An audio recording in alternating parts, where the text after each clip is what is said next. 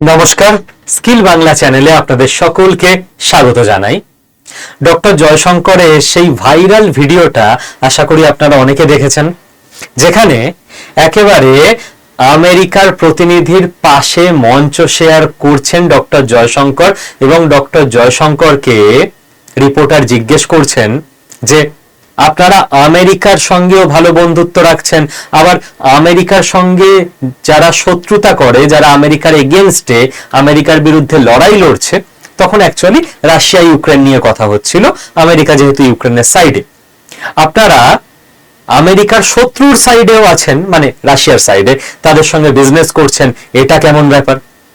পাশে আমেরিকার বিদেশ মন্ত্রী বসে, মানে ওদের তো বিদেশ মন্ত্রী বলে না, ওদের সেক্রেটারি বলে বলা হয়।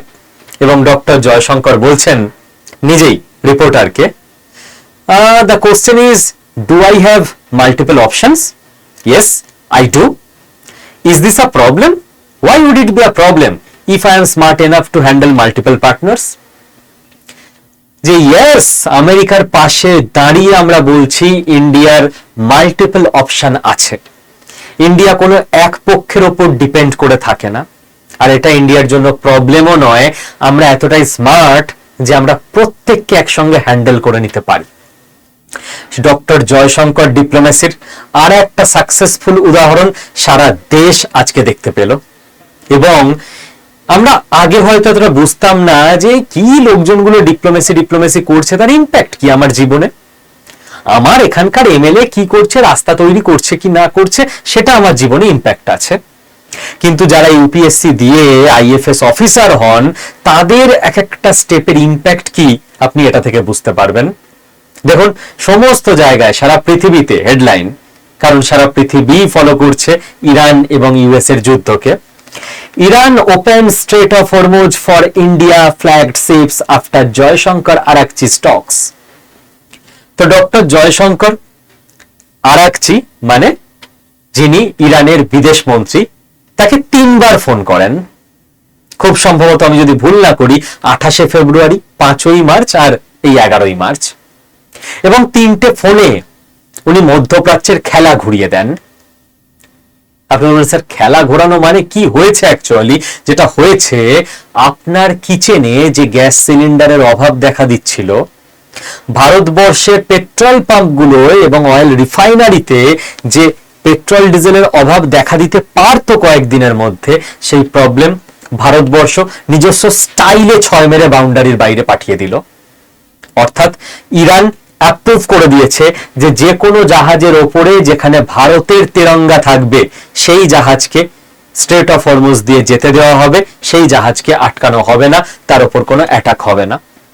এবার আমেরিকানা আবার ভারতের পতাকা লাগিয়ে জাহাজটা আজকে পাস করায় লাস্টে। কারণ এটা এত বড় ঘটনা, আমি আপনাকে জাস্ট দেখাচ্ছি, ভেবেছিলাম আমি স্ক্রিনশট এনে পিপিটিতে নিয়ে আসবো, ফেসবুক থেকে দেখাচ্ছি। রবার্ট কিয়াসাকি বা কাওয়াসাকি, যাই উচ্চারণ করুন না কেন, ওনাকে তো আমরা সবাই চিনি, মিলিয়ন মিলিয়ন ফলোয়ার ওনার, রিচ ড্যাড পুয়ার ড্যাড সেই বিখ্যাত গ্রন্থের লেখক, আমেরিকান লোক। ফেসবুকে আমিও ফলো করি, মার্কেট অ্যানালিসিস জানা যায় ওনার থেকে। উনি লিখছেন, US ships blocked, European ships blocked, Israeli linked ships targeted, Indian ships cleared. ফেসবুকে লিখছেন এই লোকটা, রবার্ট কাওয়াসাকি। এইটা সারা পৃথিবী এখন ভারতবর্ষের কি খেলে দিল, ভারতবর্ষ অবাক যে ভাই ক্যাসে, কিভাবে করলো। এটাই ভারতবর্ষের সেই মাল্টিপোলার ডিপ্লোমেসি।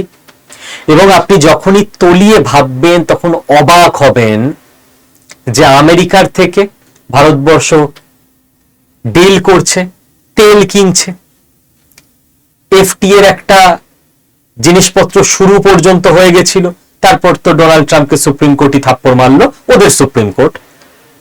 আবার আমেরিকার যে পাল্টা জায়গায় রয়েছে উল্টো দিকে রাশিয়া, রাশিয়া ইন্ডিয়ার এনার্জি পার্টনার, ডিফেন্স পার্টনার। সেই রাশিয়া বিপদের দিনে ইন্ডিয়াকে একইভাবে তেল পাঠিয়েই যাচ্ছে। ইন্ডিয়া এমন ভাবে ম্যানেজ করে রেখেছে। যুদ্ধ চলছে ইরান আর ইসরায়েলের।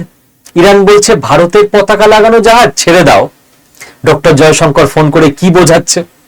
আর ইসরায়েল ওদিকে পিএম মোদিকে গ্রেট গ্র্যান্ড ওয়েলকাম জানাচ্ছে জাস্ট যুদ্ধ শুরুর আগের দুদিন আগে, এবং ভারতবর্ষের প্রতি তাদের রেসপেক্ট তারা দ্ব্যর্থহীন ভাষায় পিএম মোদির পাশে দাঁড়িয়ে প্রকাশ করছে। ভারতবর্ষের আশেপাশে আপনি দেখুন, আফগানিস্তানে তালিবান সরকার আছে, যে লোকে বলছে ভারতবর্ষের প্রক্সি হিসেবে পাকিস্তানকে দুমদারাক্কা পেটাচ্ছে। তালিবান সরকার যেই সরকারের পতন ঘটিয়ে এলো, আফগানি যে সরকার ছিল আমেরিকা থাকার সময়, সেই মিস্টার ঘানি, তার নাম আশা করি মনে আছে আপনাদের, আশরাফ ঘানি, তার সরকারের সঙ্গে ভারতবর্ষের অসাধারণ রিলেশন। তার সরকারকে ফেলে দিয়ে যে তালিবান এলো, তাদের সঙ্গে ভারতবর্ষের অসাধারণ রিলেশন। বাংলাদেশে পাকিস্তান আর আমেরিকা জামাতকে সাপোর্ট করে কিছু একটা করতে চাইছিল, ভারতবর্ষ তারেক রহমানকে নিয়ে সে গেম খেলে দিল। বাংলাদেশে ভারত বিরোধী শটটার আস্তে আস্তে লোয়ার হতে শুরু করে দিয়েছে। নেপাল, কেপি ওলি যিনি প্রধানমন্ত্রী ছিলেন, মনে করুন কথায় কথায় ভারতের জায়গা দখল করে নিচ্ছিল, বলছিল এই নদীটা তো ভারতের, ওই নেপালের, ওই পাহাড়টা তো নেপালের, সব নিজেদের বলে দাবি করতে শুরু করেছিল। কেপি ওলির সরকার কিভাবে যেন পড়ে গেল, বালেনসার সরকার গঠন হয়ে গেল নেপালে। ভুটানের সঙ্গে আমাদের অসাধারণ সম্পর্ক। শ্রীলঙ্কা পুরোপুরি চলে গেছিল চীনের হাতে, চীনের হাত থেকে বেরিয়ে আবার ভারতের সঙ্গে ভালো সম্পর্কে ফিরে এসছে। তো ভারতবর্ষের আশেপাশের প্রত্যেকটা দেশ, চীনের সঙ্গে ভারতবর্ষের সম্পর্কের প্রচন্ড অবনতি হচ্ছিল, সেখান থেকে অবস্থার আবার উন্নতি। উল্টো দিকে চীনের শত্রু আমেরিকার সঙ্গে ভারতবর্ষের সম্পর্ক ঠিক জায়গায় দাঁড়িয়ে রয়েছে। আমেরিকার আশেপাশের দেশগুলোকে দেখুন, কানাডার সঙ্গে ভারতের ইউরেনিয়াম ডিল হয়ে যাচ্ছে। আপনি ল্যাটিন আমেরিকা দেখুন, ব্রাজিলের সঙ্গে ভারতের ব্রিক্স নিয়ে অসাধারণ রিলেশন। আপনি মিডল ইস্ট দেখুন, ইরান বম্বিং করছে, ড্রোন মারছে, মিসাইল মারছে গালফ কান্ট্রিগুলোর আমেরিকান বেসে। আরব, কাতার, বাহরেন, এই সমস্ত জায়গায়, কুয়েত, ইউএই, তাই তো, এই সমস্ত জায়গায়। আর এই সমস্ত দেশের সঙ্গে ভারতবর্ষের অসাধারণ রিলেশন। ভারত সেখান থেকে তেল আর গ্যাস কিনেই যাচ্ছে। এদিকে ইরান বলছে হ্যাঁ ভারতের জন্য যাচ্ছে তো ছেড়ে দাও। এদিকে ইরান আর ওই দেশগুলোর মধ্যে মারামারি চলছে তো চলছেই। গোটা আফ্রিকা মহাদেশের ছোট ছোট দেশগুলোতে ভারত অ্যাম্বুলেন্স থেকে, মেডিকেল পরিষেবা থেকে বিভিন্ন জিনিসপত্র দিয়ে আফ্রিকানদের মনে একটা অসাধারণ জায়গা তৈরি করে রেখেছে। জিওপলিটিক্সের ভারতবর্ষের দিক থেকে ডিপ্লোমেসির স্বর্ণযুগ, এর থেকে বেটার কিছু হতে পারে না। আজকে আমি তাদের বোঝাতে চাই, আবেগ আবার সরিয়ে রেখে প্র্যাকটিক্যাল জায়গায় ফিরে আসুন। যারা দুদিন আগে বলছিলেন আর এভাবে হয় নাকি, ভারত কোনো স্ট্যান্ড পয়েন্ট নিচ্ছে না, সাপের গালেও চুমু খাচ্ছে, ব্যাঙের গালেও চুমু খাচ্ছে। জিওপলিটিক্সটা সাপের গালে ব্যাঙের গালে একসঙ্গে চুমু খাওয়ারই জিওপলিটিক্স। এখানে আমি সাপের পক্ষে, আমি ব্যাঙের পক্ষে বলে দাঁড়িয়ে পড়াটা বোকামো। এবং সেই জন্যই আজ মারামারি চলছে আরব আর ইরানে। আরবে অ্যাটাক করছে তো ইরান, আরবের থেকে তেল আসছে ইরানের পাশ দিয়ে ভারতে। আরব বলছে ভারতে তো তেল পাঠাবোই, ইরান বলছে ভারতের জন্য যাচ্ছে, যেতে দাও, এরপর আরবে আক্রমণ করব, সেটা আলাদা ব্যাপার। This is geopolitics.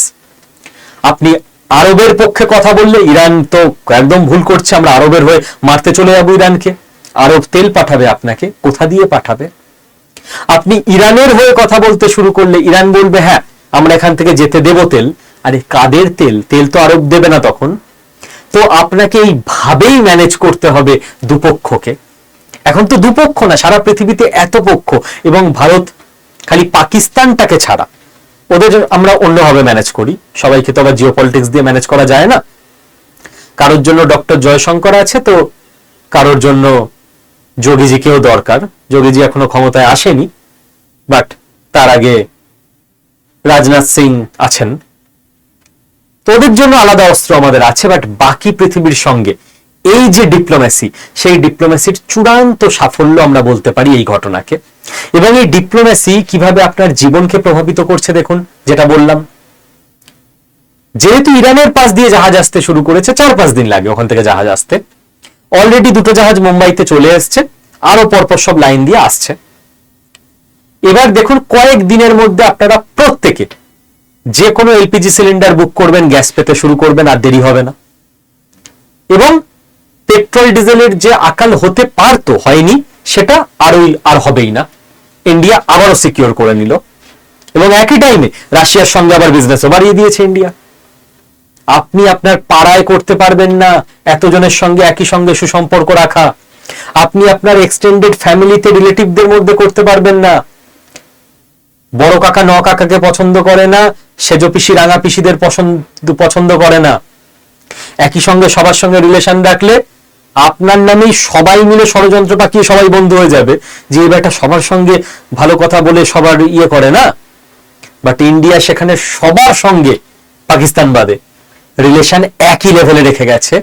এটা আলাদা এফোর্ট লাগে, করে দেখুন বাড়িতে, এক্সটেন্ডেড ফ্যামিলিতে, পাড়াতে। সহজ ব্যাপার নয়, মাথা কাজ করবে না। এবং এর ফল আমরা দেখতে পাচ্ছি। No domestic LPG shortage, supply secured from 40 countries. India খালি ইরানের ওপর ভর করে বসে নেই যে ইরানের আরাকচিকে ফোন করছে ডক্টর জয়শঙ্কর, কিছু একটা হবে, সমস্ত চ্যানেল খুলে দিয়েছে ইন্ডিয়া। 40টা দেশ থেকে এলপিজি অর্ডার করে দিয়েছে ইন্ডিয়া। ভাই, আমাদের দেশের পাবলিক বলছে তো এলপিজির শর্টেজ, প্রত্যেক বাড়িতে 5টা করে এলপিজি দিয়ে দেবো, এত এলপিজি আনবো পৃথিবীর বিভিন্ন দেশ থেকে। ইন্ডিয়ার জনতাকে প্যানিক করতেই দেব না, গভর্নমেন্ট এই লাইনে ভাবতে শুরু করেছে। রাশিয়ার থেকে আনাচ্ছে, ইরান থেকে আনাচ্ছে, আবার বাকি 40টা দেশ থেকে আনাতে শুরু করে দিয়েছে। ইরান থেকে মানে স্ট্রেট অফ হরমুজ দিয়ে। এবং আমি যেটা বারবার আপনাদের লাস্ট 2-3টে এপিসোডে বলার চেষ্টা বলছিলাম, আচ্ছা তার আগে আমি অত্যন্ত আনন্দের সঙ্গে বলে নেব যে এইবারের যে ইউপিএসসি পরীক্ষার রেজাল্ট বেরোলো, আমি পরের দিনের ভিডিওতে ওদের নাম ছবিও দেখিয়ে দেব। আমাদের ইনস্টিটিউট থেকে সর্বভারতীয় ইউপিএসসিতে যারা পরবর্তীকালে আইএফএস হবে, ডক্টর জয়শঙ্কর স্যারের টিমে কাজ করবে, বা আইপিএস হবে, অজিত দোভাল স্যারের টিমে কাজ করবে, প্রচুর ছেলে মেয়ে ফাইনালি সিলেক্টেড হয়ে এবারে রিক্রুট হলো আমাদের ইনস্টিটিউটের তরফ থেকে। তো পরের দিন আমি যদি বলেন গর্ব করছেন, হ্যাঁ ছাত্রছাত্রীদের নিয়ে গর্বই হয় বটে, অন্য কিছু নিয়ে গর্ব অহংকার করি না, বাট ছাত্রছাত্রীরা গর্ব অহংকারেরই ব্যাপার। তো ওদের নাম ছবি পরের দিন আমি দেখাবো, ঠিক আছে? তো দেখা যাক ওরা ভারতবর্ষকে কিভাবে নেতৃত্ব দেয় ভবিষ্যতে। যেটা লাস্ট 2-3টে এপিসোডে আমি আপনাদের বারবার বলছিলাম যে প্রত্যেকের উচিত, এবং প্রত্যেকে করছেও, যাদের কাছে বেসিক টাকা পয়সার সাপোর্ট আছে, প্রত্যেক ফ্যামিলিতে একটা করে ইন্ডাকশন থাকা উচিত। এবং দেখুন কালকে 20 গুণ বলছি induction cooktop sales jump 30x, 30 গুণ বেড়ে গেছে ইন্ডাকশন অর্ডার দেওয়া ভারতবর্ষে, ইন্ডাকশন কিনে রাখা প্রত্যেক বাড়িতে।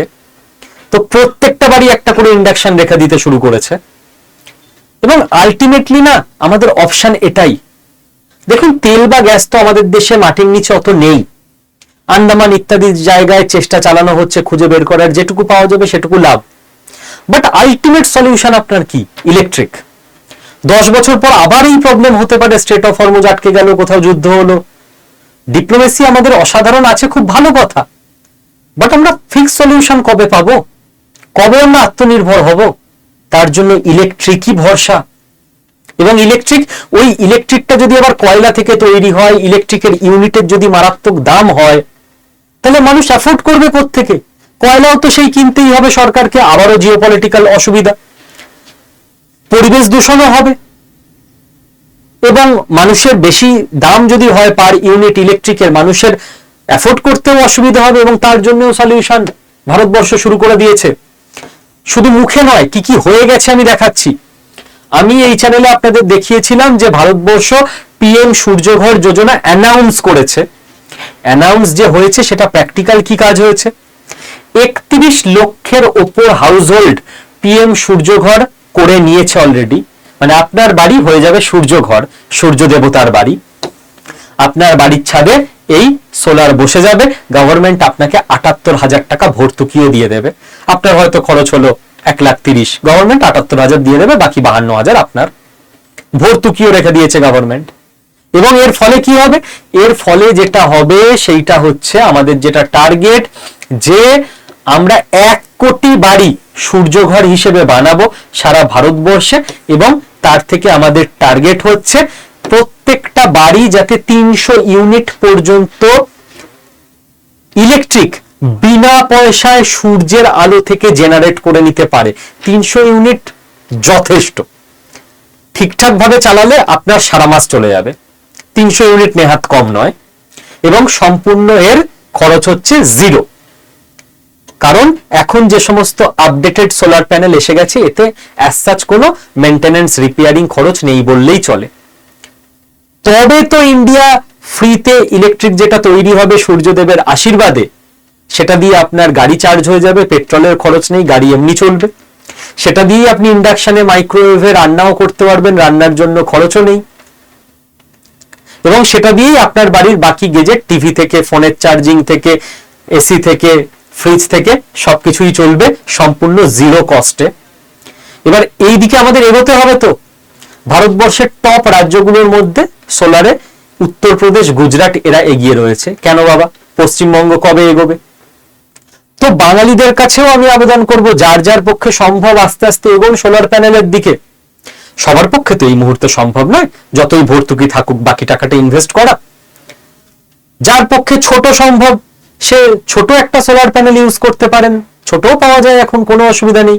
যার যার পক্ষে সম্ভব তারাই আস্তে আস্তে করুন, বাকিটা টাকা পয়সা জমিয়ে 1 বছর, 1.5 বছর, 2 বছর পর করবেন। হ্যাঁ, সবার আবার ছাদ নেই ওইভাবে।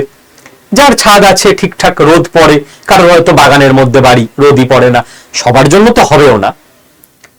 বাট যদি আমরা ওভারঅল গোটা দেশের 60-70% করে নিই, সূর্যদেবের আশীর্বাদে রোদ্দুরের তেজের অভাব নেই আমাদের দেশে, তো আমাদের অস্ত্র ওটাই হওয়া উচিত, হয়ে যাবে। এবং এই প্রবলেমের মধ্যে আমি তো আশাবাদী লোক, আমি এখানেও আশা খুঁজে পাই। স্যার, এখানে আপনি কি আশা খুঁজে পেয়েছেন? দেখুন, আপনি হয়তো ভাববেন আমাদের প্রবলেম হচ্ছে, আপনি ফিল করছেন না। বিশ্বাস করুন, আমি আগে একটা ভিডিওতে আলোচনাও করেছি, কখনো আমার ফ্ল্যাটে সিঙ্গেল সিলিন্ডার, আমি ডাবল করিনি, বাড়িতে তো ডাবল আছে, ফ্ল্যাটে সিঙ্গেল দিয়েই চলে যাবে, নিজেরই দোষ। আমার ফ্ল্যাটেও 4 দিন গ্যাস নেই, আমরা ইন্ডাকশনে কোন রকমে চালাচ্ছি, আমিও প্রবলেমে আছি। বাট প্রবলেমের মধ্যেই আমার মনে হলো যে মানুষ না ধাক্কা যতক্ষণ না খায়, জেনারেলি তার স্বভাব শিফট হয় না। আমাদের দেশে যতই মোদিজি বলে যাক, বিভিন্ন দপ্তর বলে যাক, electric, induction, microwave, petrol diesel ছাড়ো, সূর্য ঘর করো, আমরা খুব একটা ঠিক আছে, যেমন চলছে চলুক। আমাদের হিউম্যান সাইকোলজি, আমিও তার মধ্যে পড়ি, আমরা সবাই সমান। বাট যখন এই ধাক্কাটা চলে এলো না, মানুষের মনে এই ফিলটা চলে এলো, ভাই আমার ইলেকট্রিকের জিনিস থাকলে মোটামুটি সব সময় চলবে, লোডশেডিং আর অত হয় না এখন আগের মতো। বাট গ্যাস কবে থাকবে কবে থাকবে না, কোথায় স্ট্রেট অফ হরমুজ বন্ধ হয়ে যাবে, গ্যাসের থেকে তো ইলেকট্রিক বেশি রিলায়েবল, পেট্রোল ডিজেলের থেকে তো ইভি বেশি রিলায়েবল। এই ভাবনাটা আমাদের ছিল না, যেহেতু পেট্রোল ডিজেল আর গ্যাসের অবিচ্ছিন্ন সাপ্লাই ছিল, তো ওটা যে দূর থেকে আসে, সাপ্লাই যে আটকাতে পারে, এই ফিলটাই আমাদের কখনো হয়নি। পেয়ে যাচ্ছি রিল্যাক্সে, এমনি যাবো আর নিয়ে চলে আসবো, পেয়েই তো যাই। রিল্যাক্সে কেউ কিছু পেতে থাকলে তার ভ্যালু মানুষ বোঝে না। না, এই প্রথম আমরা সবাই ফিল করলাম যে গ্যাস আর তেল কি ডেঞ্জারাস জিনিস, আজকে আছে কালকে নেই হয়ে যেতে পারে হঠাৎ। তার থেকে আমাদের ইলেকট্রিক অনেক ভরসার ব্যাপার। এবং মানুষ যে হু করে এই ইভিতে এবার শিফট করছে, ইন্ডাকশনে শিফট করছে, মাইক্রোওয়েভে শিফট করছে, সোলার প্যানেলে শিফট করছে, মানুষের বিহেভিয়ারাল প্যাটার্নে, থট প্রসেসে এই 10 দিনে এমন একটা মারাত্মক ধাক্কা চলে এলো না, এটা আলটিমেটলি লং টার্মে, 10 দিন আমাদের প্রবলেম হয়েছে, আমারও হয়েছে, আমার ফ্যামিলিতে, বাট লং টার্মে অনেক বেনিফিট করে দেবে আমাদের ইন্ডিয়াকে। কারণ মানুষজন যে ইন্ডাকশন কিনে ফেলেছে, সে এবার ইন্ডাকশনে আস্তে আস্তে কিছু কিছু করে করা শুরু করবে, তাই না? এবার যে আপনার বাড়ির কোনো ছেলেটি বা মেয়েটি পরের বছর একটা বাইক বা স্কুটি কিনতে যাবে, সে তখন ভাববে না না, তো আবার ইরানে যুদ্ধ লাগলে তেল পাবো না, তার থেকে ইভি কিনি। তো মানুষের থট প্রসেস একটা বড় পজিটিভ পরিবর্তন আমি তো ভবিষ্যতের জন্য দেখতে পাচ্ছি। হতে পারে আমি বেশি পজিটিভ মানুষ বলে তাই, বাট আমি পজিটিভ থাকতে পছন্দ করি। নেগেটিভ খবর ছড়ানোর জন্য, নেগেটিভ বলার জন্য তো পৃথিবীতে এত লোক আছে, কেউ তো থাকুক যে পজিটিভ কথা বলবে। এবার লাস্ট আপডেট এটাই, গন্ডগোল কিন্তু থামেনি। কেন? বাহ, এই দেখুন, আমার এগুলো দেখলেই খুব আনন্দ হয়, কেন জানি না। আমার তো কোম্পানি না, আমার তো আর টাকা বাড়বে না, জোহো অ্যাড দিচ্ছে, জোহো কর্পোরেশন মনে আছে তো, আরাত্তাই, চলুন কাল থেকে আবার আরাত্তাই গ্রুপটা প্রমোট করা শুরু করে দেবো, যাতে করে আরাত্তাইতে আবার বেশি বেশি করে মানুষ জোড়ে এবং দেশীয় প্রযুক্তি যাতে আবার কিছুটা আমরা বুস্ট দিতে পারি। জোহোর অ্যাড এলো, আমার দেখে খুব ভালো লাগছে, হঠাৎ এলো অ্যাড, গুগলে একদম ওপেন করা আছে পেজটা। আমাদের দেশের কোম্পানিগুলোকে এইভাবেই তো এগোতে হবে। কি বলছে? বলছে new supreme leader Mostafa Khamenei's first message to be released সুন।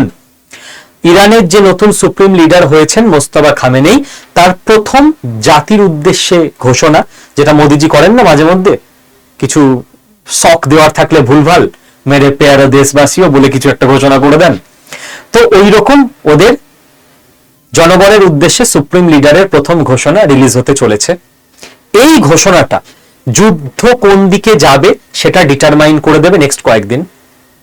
যে উনি কি সিগন্যাল দিতে চাইছেন ইরানের জনগণকে, ইরানের আর্মিকে, আমেরিকাকে, বাকি দেশগুলোকে, প্রত্যেকটা দেশের think tank, foreign service officer থেকে শুরু করে তাবড় তাবড় লিডাররা, জিওপলিটিক্যাল অ্যানালিস্টরা, প্রত্যেকে ওনার এই যে মেসেজ রিলিজ হবে তার দিকে তাকিয়ে থাকবে। প্রত্যেকটা ওয়ার্ডকে কাটাছেড়া করা হবে যে উনি কি বলতে চাইছেন। তো ইরান কিভাবে রেসপন্স করবে? ইরান রিটালিয়েট করবে নাকি যুদ্ধ থামানোর দিকে এগোবে? এবং আমার মনে হচ্ছে, আমি জানি না এখনো, যে আগামীকালের ভিডিও মনে হয় মোস্তাফা খামেনেইয়ের যে মেসেজ সেটাকে অ্যানালিসিস করেই আমাদের করতে হবে। জিওপলিটিক্যাল ইভেন্ট জেনারেলি যা বলে, যদি হঠাৎ মাঝখানে অন্য কিছু ইম্পর্টেন্ট ডেভেলপমেন্ট ঘটে যায় তো আমরা সেটা নিয়ে ভিডিও করব। আর যারা এই চ্যানেলের ডেইলি ভিউয়ার, যারা জিওপলিটিক্স সম্পর্কে আপডেটেড রাখেন নিজেদের, আমি বলবো যদি আপনাদের মধ্যে কেউ থাকেন যারা আমাদের চ্যানেল সাবস্ক্রাইব করেননি, সাবস্ক্রাইব করে রাখুন। আপনার কাছে আমাদের চ্যানেলের ভিডিও আপলোড হলে নোটিফিকেশন পৌঁছানোর সম্ভাবনা বাড়বে। সবার কাছে পৌঁছাবেই এমন নয়, সম্ভাবনা বেড়ে যাবে, ঠিক আছে? এবং আমাদের চ্যানেলের যে ওভারঅল সংখ্যা, যে সবাই মিলে আমরা একটা কমিউনিটি, সেই কমিউনিটিটা আরো স্ট্রং হবে। তো নতুন যারা আছেন তারাও একটু সাবস্ক্রাইব করে নেবেন চ্যানেলটা। থ্যাংক ইউ, ভালো থাকবেন প্রত্যেকে।